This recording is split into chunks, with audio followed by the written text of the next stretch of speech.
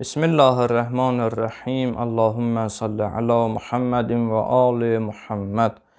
Əziz müminlər, Allahın izni və inayəti ilə bugün də bir şəri məsələ oxuyub siz əzizlərin nəzərinə çatdırarıq. Bugünkü məsələmizin mövzusu məhrəmiyyətdir. Keçən söhbətimizdə izah elədik. Dedik ki, müsahirə bir əlaqədir ki, oğlan tərəfdən bəzi şəxslər xanıma, yəni arvada məhrəm olur. Arvad tərəfdən də, zövcə tərəfdən də bəzi şəxslər ərə məhrəm olur.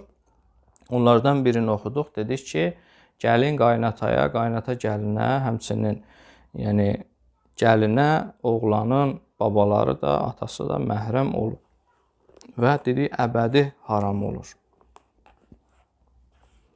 Bugün də inşallah onu oxuyarıq ki, görək oğlana yoldaşının anası, zövcəsinin anası məhrəm olur, yoxsa olmur. Bu məsələni də oxuyaram yenə Seyyid Əli Sistaninin, Ayətullah Sistani ağanın Minhacü Salihin adlı risaləsindən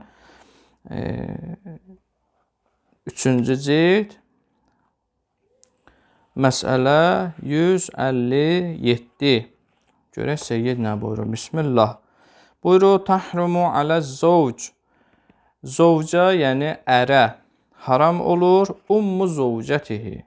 Öz zövcəsinin anası haram olur. Və cəddatiha. Və yoldaşının nənələri. Nənələri də, anası da eyni hökmdür. Hamısı məhrəm olur. Və in alovna. Nə qədər nənə yuxarı getsə, yəni kişiyə məhrəmdir öz yoldaşının anası, o ananın anası, ananın nənəsi və nənəsi nə qədər əgər sağdırlarsa, hamısı eyni hökmdədir. Elə ana nə cür məhrəmsə, nənələr də o cür məhrəmdir həmin bu oğlana, yəni qızın yoldaşına. İndi nənələrlə əbin kunna əmli ummin. Fərqi yoxdur. Ata nənə olsun, ananın tərəfdən nənələr olsun, heç bir fərqi yoxdur. Hürmətən daimiyyətən. Daimi hörmət var burada. Daimi məhrəmlik var. Yəni, əbədən o oğlan, o qızın anasına, nənələrinə oldu məhrəm. Həmçinin nənə də oğla, yəni o qızının yoldaşına əbədi bir-birlərinə olur məhrəm.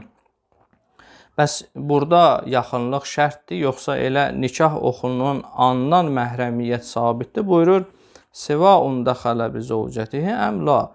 Fərqi yoxdur. Deyək ki, oğlan öz yoldaşı ilə yaxınlıq etsin ya etməsin, heç bir fərqi yoxdur. Elə kəbin oxundu, bunlar oldular ər, arvad, məhrəmiyyət artıq yaranır. İstər və səvaun kanəl əqd davamən əmin qita'ən. Fərqi yoxdur.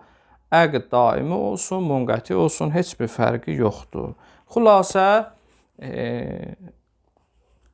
xanım kişi izdivac etdikdən sonra elə fəqət kəbin oxundu bunların arasında oldular ər-arvad, qızın anası, anasının anası, atasının anası, yəni ana və nənələr hamısı bu oğlana, həmçinin oğlan da həmin ana və nənələrə olacaq əbədi məhrəm.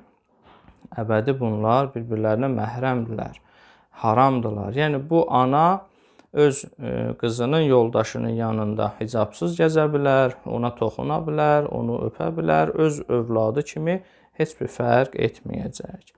Güman edirəm bu məsələdən aydın oldu ki, yəni qaynana, belə desək, qızın yoldaşına el arasında kürəkən deyirlər, ona məhrəm olur, yoxsa yox? Dedik ki, olur. Vəssalamu aleykum və rəhmətullahi və bərəkatuhu.